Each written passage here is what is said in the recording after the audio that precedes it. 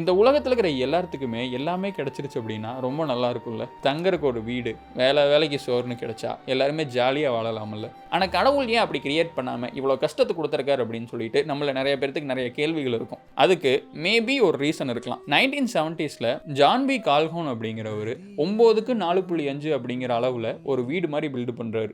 அதுக்கு யூனிவர்ஸ் 25 அப்படின்னு சொல்லிட்டு ஒரு பேரை வைக்கிறாரு. அதுக்குள்ள 4 மேல் மைஸும் 4 ஃபீமேல் மைஸையும் விடுறாரு. அந்த மைஸ்க்கு ப்ராப்பரான ஃபுட் அண்ட் வாட்டரும் ப்ரொவைட் பண்றாரு. இதுக்குள்ள கிட்டத்தட்ட 3840 மைஸ் வாழ்றதுக்கான இடம் இருக்குது. தங்கறதுக்கு இடம் இருக்குது, வேலைக்கு சோறு இருக்குது, தண்ணி இருக்குது, எந்த பிரிடேட்டர்ஸும் கிடையாது. கேட்கறக்கே ஏதோ ஒரு யூட்டோபியா மாதிரி ஃபீல் வருது இல்லவா?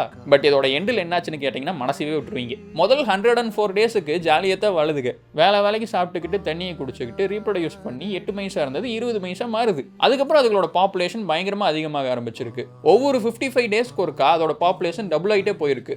315வது நாள்ல 20 மைஸா இருந்தது 620 மைஸா மாறி இருக்குது. இந்த நேரத்திலேயே அதுகளுக்குள்ள சின்ன சின்ன சண்டைகள் வர ஆரம்பிக்குது.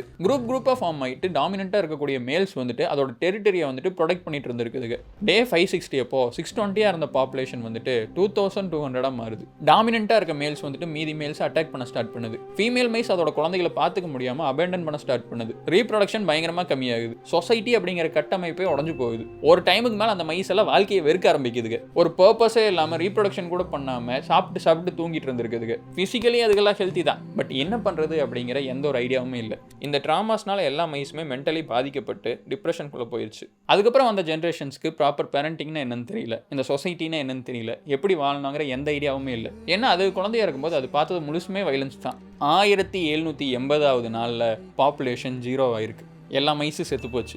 பர்ஃபெக்டாக க்ளீனாக எந்த ஆபத்துமே இல்லாமல் எல்லா ரிசோர்ஸஸோட சொர்க்கம் மாதிரி ஆரம்பித்த இந்த இடம் வந்துட்டு 4 வருஷத்தில் ஒன்றும் இல்லாமல் போயிடுச்சு. இதே மாதிரி இவர் 25 வாட்டி எக்ஸ்பெரிமெண்ட் பண்ணியிருக்காரு. சில வாட்டி ரேட்ஸை வச்சு, சில வாட்டி மைஸை வச்சு, சில டைம் வந்துட்டு இந்த சுச்சுவேஷன்லாம் மாற்றி கூட ட்ரை பண்ணியிருக்காரு. எல்லாத்துக்குமே சேம் ரிசல்ட். இந்த மாதிரி அனிமல்ஸுக்கு எந்த பிரச்சனையுமே இல்லாமல் எல்லாமே இருந்துச்சு அப்படின்னா ஒரு டைமுக்கு மேலே என்ன பண்ணுறதுன்னு தெரியாமல் செத்துருதுங்க.